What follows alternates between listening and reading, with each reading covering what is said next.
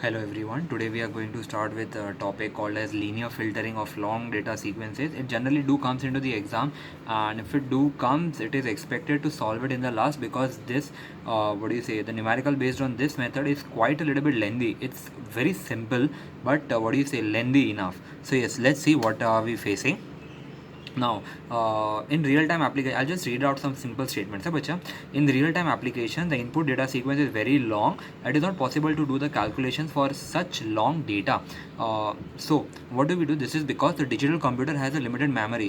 You have certain amount of RAM built, RAM being inculcated into your computer. So, it has a certain amount of limited memory. You don't have infinite memory. So, the long input data sequence is broken into small length sequences. The computation of each block is done separately. This is somewhat which defines DFT or discrete Fourier transform a much better way, because यहाँ पे आपके जो भी input long input string होंगे उनको तोड़कर every block is being worked upon separately, which gives you a better result.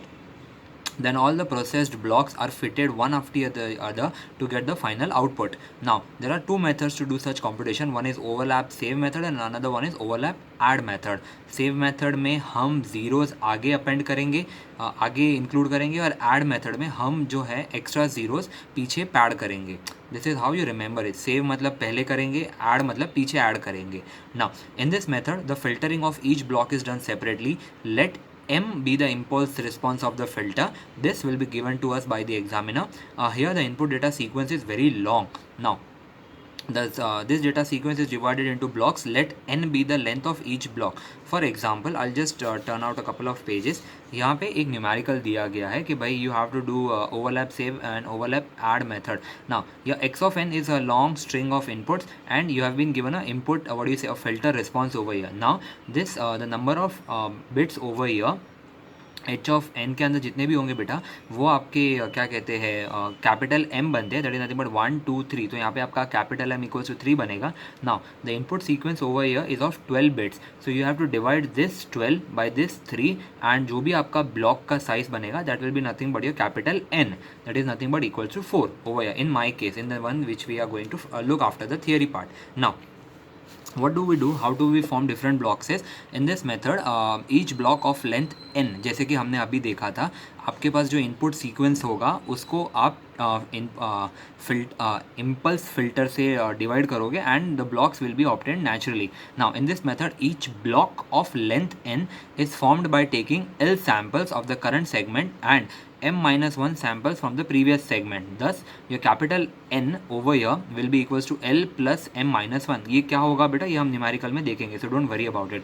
Now for the first block x1 of n, suppose ये अभी जो हमने न्यूमेरिकल देखा उसमें कैपिटल m की वैल्यू 3 थी.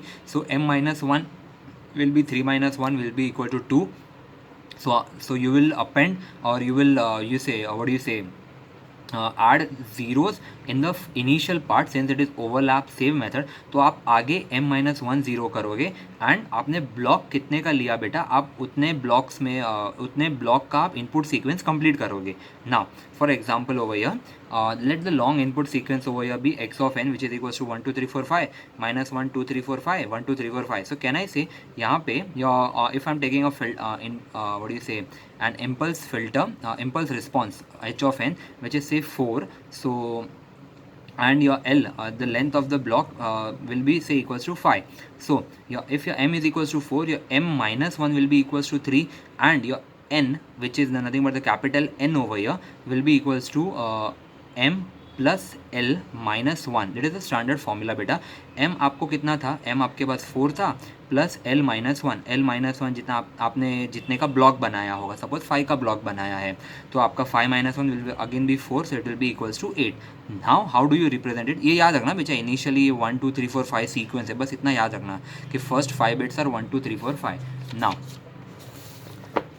सो व्हाट डिड आई डू, मुझे टोटल 8 का इनपुट सीक्वेंस बनाना है. So what will I do, I take first 5 samples. मुझे पहले तो what is m minus 1 number के जीरोस, अभी m कितना था बेटा 4 था, m-1 that is nothing but 4-1 that is nothing but 3, तो मैंने 3 zeros डाल दिए और बाकी का मैंने इनपुट सीक्वेंस से पिक कर दिया। इनपुट सीक्वेंस से मेरे पास 1 2 3 4 5 था, तो now the total number of bits in my x1 of n is equals to 8, the one which we had calculated for capital N. N is equals to L plus sorry क्या था formula, it was m plus L minus 1। Similarly अब मैंने क्या किया, अब ध्यान देना बेटा, your x2 of n, now x2 of n is formed by taking m minus 1 samples from x1 of n। now m कितना था बेटा, 4 था, 4 minus 1 will be equals to 3 over year. So आपने क्या किया, x1 ऑफ n में से आपने लास्ट के 3 सैंपल उठा लिए, that means you have picked up 3 4 5 from x1 of n and आपने सीक्वेंस के आगे के वडी से x ऑफ n में से उठाए, आगे के 5 बिट आपने इनपुट सीक्वेंस में से उठाए,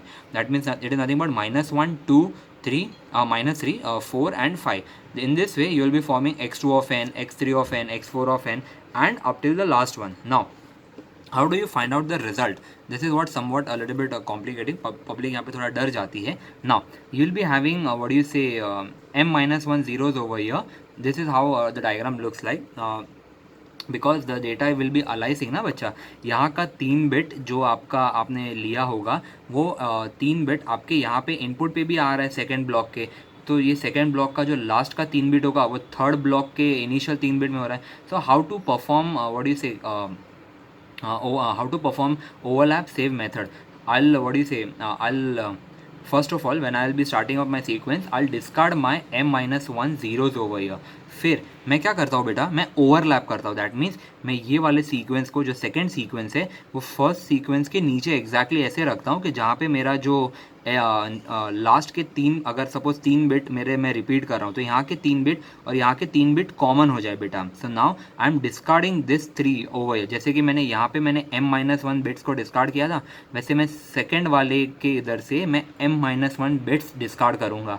सिमिलरली मैं x3 ऑफ n में से m-1 बिट्स डिस्कार्ड करूँगा and lastly I will be left out with result of say block 1 output y1 of n, block 2 output y2 of n, block 3 output of y3 of n, ऐसे मुझे मिलेगा।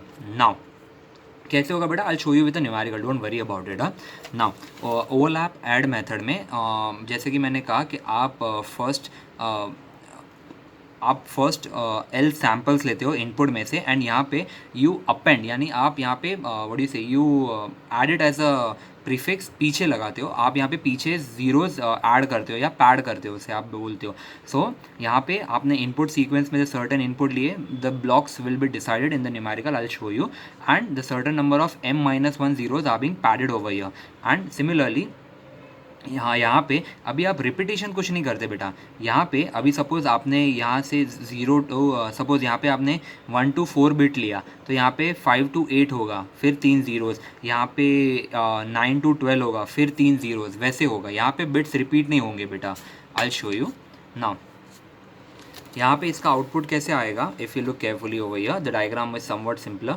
Now यहाँ पे suppose आपने जो आपका first bit था उसका आपने यहाँ पे पीछे जीरोज ऐड किए थे, सो ये वाला पार्ट जो होगा वो ये वाले पार्ट को आप ये वाले पार्ट के साथ ऐड करोगे। यहाँ पे ये आपका इनपुट सीक्वेंस था, इनपुट सीक्वेंस में आपने इतने जीरोज ऐड किए थे m-1, by performing certain DFT properties you got a result y1 of n। तो अभी आप क्या करोगे बेटा, y1 ऑफ n सपोज आपका 8 बिट का है और लास्ट के 3 बिट यहाँ पे आ रहे, इस ब्लॉक में आ रहे, इतने कलर्ड ब्लॉक में, तो ये 3 ब्लॉक को आप यहाँ के जो सेकंड y2 ऑफ n है उसके फर्स्ट 3 ब्लॉक के साथ आप ऐड करोगे and you will get a result over here, जो आपका फाइनल रिजल्ट होगा। Still have some doubt, let me give you an example. Now overlap solve problem on overlap save and overlap add, ये generally 10 marks के लिए आता है बेटा, उससे कम के लिए आएगा नहीं, because it is very time consuming and trust me it has to be done only in the end if time permits. Now the linear convolution using overlap add and overlap save method of the following sequences, your x of n is being given over here. Now x of n कितने bits का बेटा, 1 2 3 4 5 6 7 8 9 10 11 12, तो 12 bits का आपका input sequence है x of n and आपका जो impulse response है भाई वो आपका h of n, it is given by 1 2 3, मतलब आपका जो ये है ये 3 बिट का है और ये 12 बिट का है। सो यहाँ पे आप जो ब्लॉक्स बनाओगे, कहना है से आप 12 को जब 3 से डिवाइड करोगे the result and that will be left out is 4, the main in question.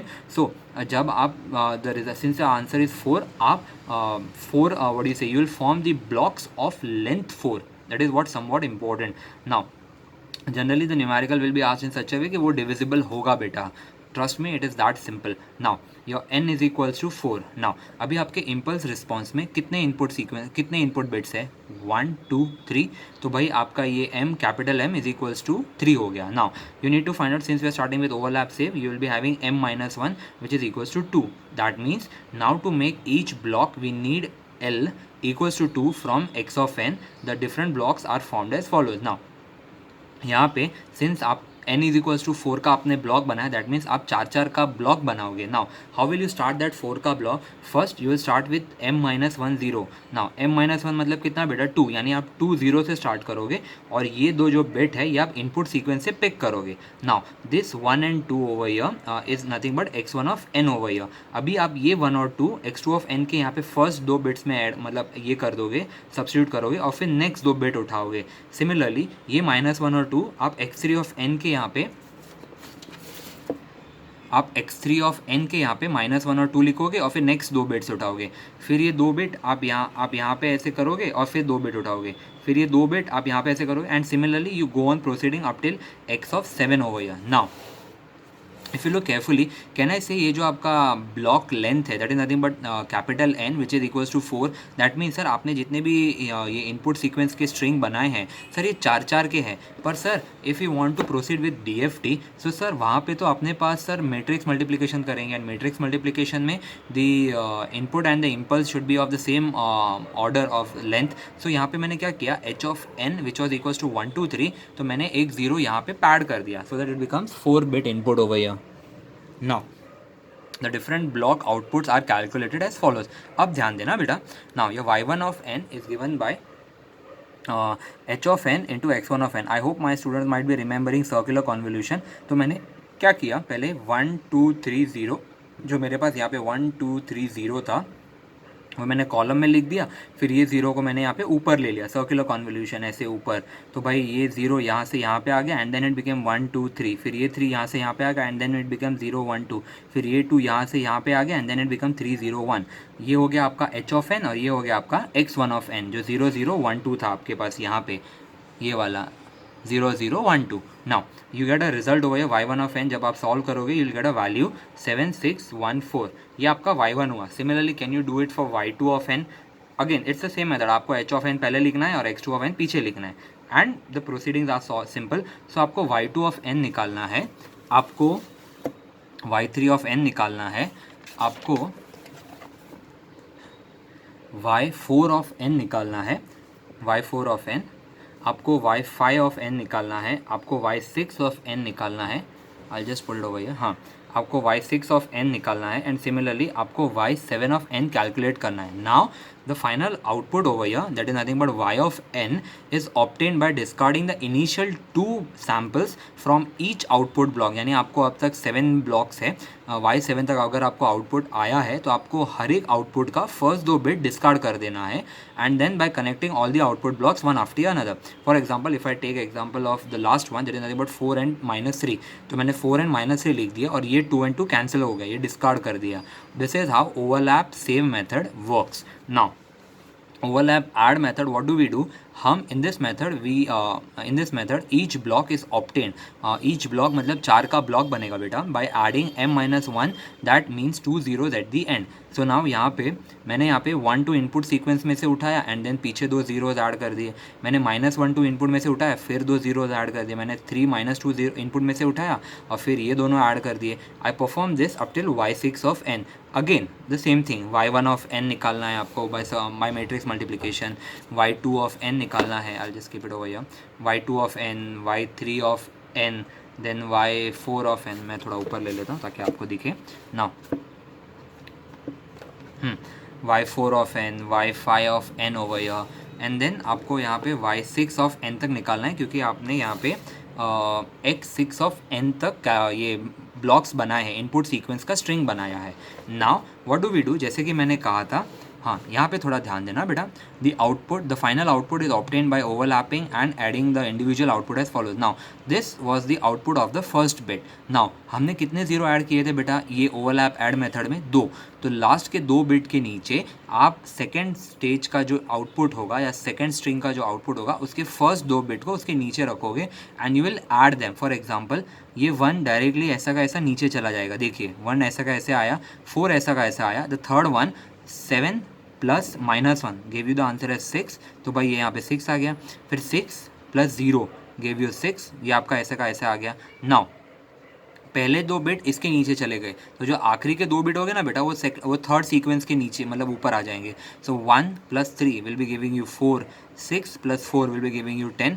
Similarly, the entire value is being obtained. If you what do you say, calculate carefully, it will be 1 2 3 4 5 6 7 12 13 14 15 16 bits का है आपका output. Yes. सो यहाँ पे जो मेरा output sequence है वो ज़्यादा है as compare to my input sequence. So this is how you perform overlap add and overlap save method. I hope मेरे बच्चों को समझा होगा. अगर नहीं समझा, please do message me. I'll be able to solve your doubts. Thank you.